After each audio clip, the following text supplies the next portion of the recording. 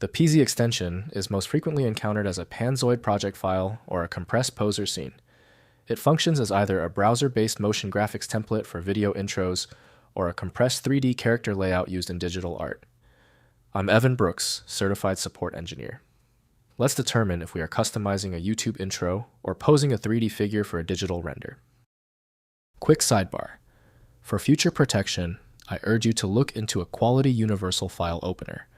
This type of program is crucial for recovering PZ files with corrupted internal metadata.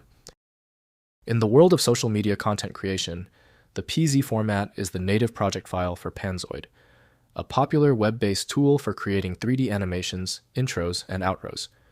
These files store the keyframes, lighting, and text settings for your video project.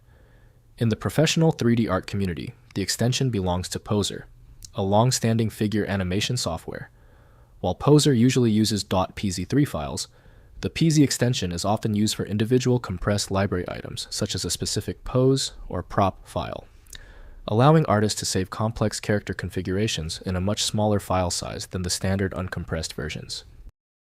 Panzoid.pz files are governed by a JSON-based structure that defines the scene's hierarchy, including 3D objects, particle systems, and audio synchronization data. Because it is a web-first format, it is designed for rapid parsing by the browser's hardware acceleration. Poser PZ files follow a proprietary Gzip-compressed protocol. When the software loads a PZ file, it decompresses the data to reveal a text-based hierarchy, similar to OBJ or PZ3, that describes the rotation and translation values for every joint in a 3D character's skeleton. The PZ data container is optimally managed by Smith Microposer, developed by Smith Micro Software. Windows cannot validate changes to the file structure, demanding dedicated software for integrity. Windows can't decode the full data structure, so proper access must be done through the correct software.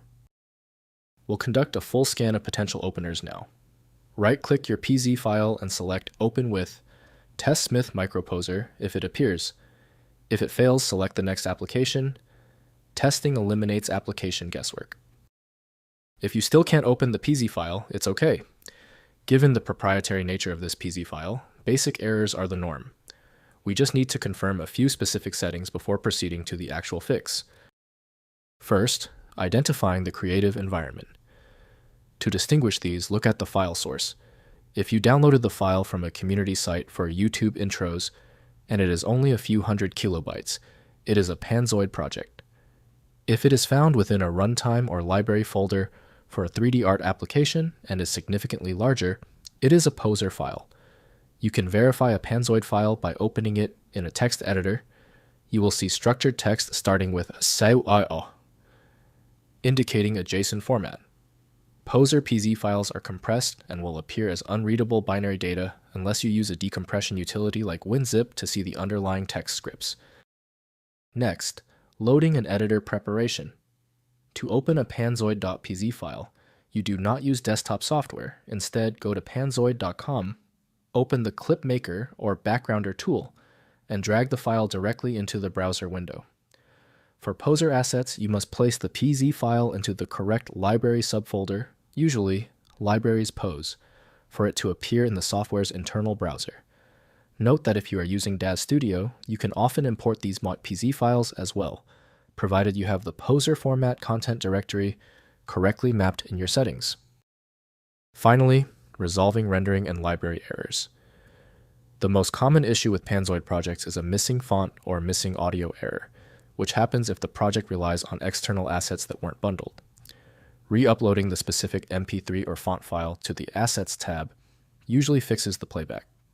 For Poser users, if a PZ file fails to load the correct character pose, it is often due to a geometry mismatch. This happens when you try to apply a PZ pose file meant for a Victoria 4 model onto a Genesis model. Ensuring the character's internal name matches the one specified in the PZ file script is the only way to resolve these joint translation failures.